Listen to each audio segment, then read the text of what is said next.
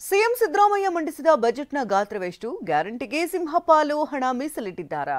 ಕಿಸಾನ್ ಮಾಲ್ಗಳ ಸ್ಥಾಪನೆ, ಮೇಕೆದಾಟುಗಾಗಿ ಪ್ರತ್ಯೇಕ ಯೋಜನೆಗೂ ಜೀವ.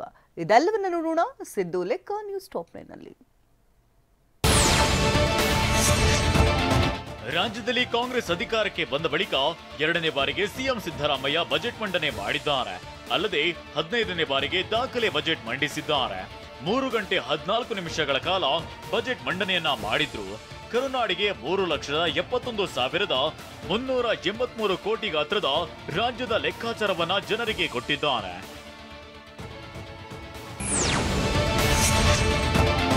ಮುಖ್ಯಮಂತ್ರಿ ಸಿದ್ದರಾಮಯ್ಯ ಅವರು ಬಜೆಟ್ ಮಂಡನೆಗೆ ಸೂಟ್ಕೇಸ್ ಬದಲು ಬ್ಯಾಗ್ ಹಿಡಿದು ಆಗಮಿಸಿದ್ರು. ಈ ಮೂಲಕ ಹೊಸ ಸಂಪ್ರದಾಯಕ್ಕೆ ಸಿಎಂ ನಾಂದಿ ಹಾಡಿದ್ದಾರೆ. ಸರ್ಕಾರಿ ಸ್ವಾಮ್ಯದ ಲಿಡ್ಕರ್ ಕಂಪನಿಯ ಬ್ಯಾಗ್ನಲ್ಲಿ ಬಜೆಟ್ ಪ್ರತಿ ಇರಿಸಲಾಗಿತ್ತು. ಆ ಬ್ಯಾಗ್ ಅನ್ನ ತೆಗೆದುಕೊಂಡು ಸಿಎಂ ಸಿದ್ದರಾಮಯ್ಯ ಅವರು ಕಾವೇರಿ ನಿವಾಸದಿಂದ ವಿಧಾನಸೌಧಕ್ಕೆ ತೆರಳಿದ್ರು.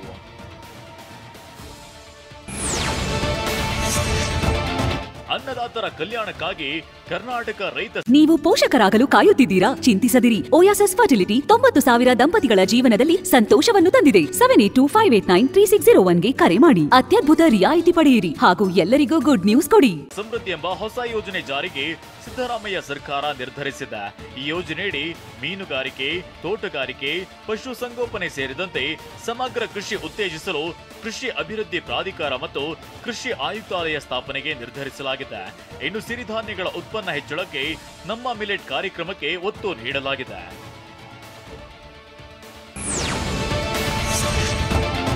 ಶಿವಮೊಗ್ಗ, ವಿಜಯಪುರ, ಬೆಂಗಳೂರಿನಲ್ಲಿ ಆಹಾರ ಪಾರ್ಕ್ ನಿರ್ಮಾಣಕ್ಕೆ ಒತ್ತು ನೀಡಲಾಗಿದೆ. ರಾಜ್ಯದ ವಿವಿಧೆಡೆ ತೋಟಗಾರಿಕೆ ಉತ್ತೇಜನಕ್ಕೆ ಕಿಸಾನ್ ಮಾಲ್ಗಳ ಸ್ಥಾಪನೆಗೂ ಆದ್ಯತೆ ನೀಡಲಾಗಿದೆ.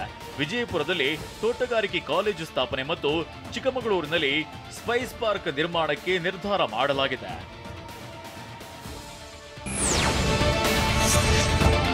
ಸರ್ವಾಂಗೀಣ ಅಭಿವೃದ್ಧಿಗಾಗಿ ಕಲ್ಯಾಣ ಕಾರ್ಯಕ್ರಮಗಳಿಗೆ ಸಿಎಂ ಸಿದ್ದರಾಮಯ್ಯ ತಮ್ಮ ಬಜೆಟ್ನಲ್ಲಿ 1,20,373 ಕೋಟಿ ರೂಪಾಯಿ ಮೀಸಲಿಟ್ಟಿದ್ದಾರೆ. ಡಿಸಿಸಿ ಮತ್ತು ಪಿ ಕಾರ್ಡ್ ಬ್ಯಾಂಕ್ಗಳ ಮಧ್ಯಮ ಮತ್ತು ದೀರ್ಘಾವಧಿ ಸುಸ್ತಿ ಸಾಲಗಳ ಬಡ್ಡಿ ಮನ್ನಾ ಮಾಡೋದಾಗಿ ಘೋಷಿಸಿದ್ದಾರೆ. ಇದಲ್ಲದೆ ಬ್ರ್ಯಾಂಡ್ ಬೆಂಗಳೂರು ಪರಿಕಲ್ಪನೆಗೆ ಹೆಚ್ಚಿನ ಆದ್ಯತೆ ನೀಡಿದ್ದಾರೆ. ಕಾರ್ಡ್ ಬ್ಯಾಂಕುಗಳ ಮಧ್ಯಮಾವಧಿ ಮತ್ತು ದೀರ್ಘಾವಧಿ ಸುಸ್ತಿ ಸಾಲಗಳ ಬಡ್ಡಿ ಮನ್ನಾ ಮಾಡಲು ನಮ್ಮ ಸರ್ಕಾರ ತೀರ್ಮಾನಿಸಿದ್ದು. ಮೇಕೆದಾಟು ಯೋಜನೆಗಾಗಿ ಹೋರಾಟ ನಡೆಸಿದ ಸಿದ್ದರಾಮಯ್ಯ, ಡಿಕೆ ಶಿವಕುಮಾರ್ ಬಜೆಟ್ನಲ್ಲಿ ಪ್ರತ್ಯೇಕ ಯೋಜನೆ ವಿಭಾಗ ರಚಿಸಲು ನಿರ್ಧರಿಸಿದ್ದಾರೆ. ಇನ್ನು ಆರೋಗ್ಯಕ್ಕೂ ಒತ್ತು ನೀಡಿರೋ ಸಿಎಂ 280 ಕೋಟಿ ರೂಪಾಯಿ ವೆಚ್ಚದಲ್ಲಿ 7 ಹೊಸ ತಾಲೂಕು ಆಸ್ಪತ್ರೆಗಳ ನಿರ್ಮಾಣದ ಘೋಷಣೆ ಮಾಡಿದ್ದಾರೆ. 280 ಕೋಟಿ ರೂಗಳ ವೆಚ್ಚದಲ್ಲಿ ನಿರ್ಮಿಸಲಾಗುವುದು.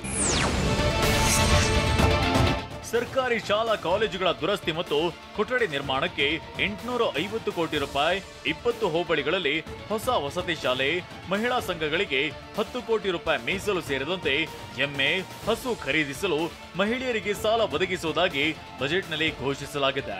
ಅಂಗನವಾಡಿಯನ್ನ ಸ್ಮಾರ್ಟ್ ಮಾಡಲು ಕಾರ್ಯಕರ್ತೆಯರಿಗೆ ಸ್ಮಾರ್ಟ್ ಫೋನ್ ನೀಡಲು ನಿರ್ಧರಿಸಲಾಗಿದೆ.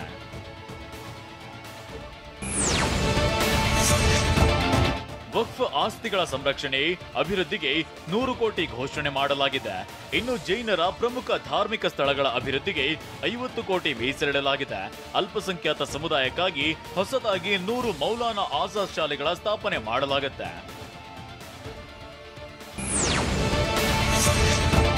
ಬಜೆಟ್ನಲ್ಲಿ ಸೂಪರ್ ಸ್ಪೆಷಾಲಿಟಿ ಆಸ್ಪತ್ರೆ ನಿರ್ಮಾಣಕ್ಕೆ 130 ಕೋಟಿ ರೂಪಾಯಿ ಹಣ ಮೀಸಲಿಡಲಾಗಿದೆ. ಮೈಸೂರಿನಲ್ಲಿ 40 ಹಾಸಿಗೆ ಸಾಮರ್ಥ್ಯದಿಂದ 100 ಹಾಸಿಗೆ ಸಾಮರ್ಥ್ಯದ ನೆಫ್ರೋ ಯೂರಾಲಜಿ ಆಸ್ಪತ್ರೆ, ಗದಗ, ಕೊಪ್ಪಳ, ಚಾಮರಾಜನಗರದಲ್ಲಿ 450 ಹಾಸಿಗೆಗಳ ಆಸ್ಪತ್ರೆ ನಿರ್ಮಾಣ, ಬೆಂಗಳೂರಿನ ಕೆಸಿ ಜನರಲ್ ಆಸ್ಪತ್ರೆಯಲ್ಲಿ ತಾಯಿ ಮತ್ತು ಮಕ್ಕಳ ಆಸ್ಪತ್ರೆ ಘೋಷಿಸಲಾಗಿದೆ. ತಾಯಿ ಮತ್ತು ಮಕ್ಕಳ ಆಸ್ಪತ್ರೆ ಕಟ್ಟಡ ಮತ್ತಿತರ ಮೂಲಸೌಕರ್ಯ ಕಾಮಗಾರಿಗಳನ್ನು 150 ಕೋಟಿ ರು ವೆಚ್ಚದಲ್ಲಿ ಪ್ರಾರಂಭಿಸಲಾಗುವುದು.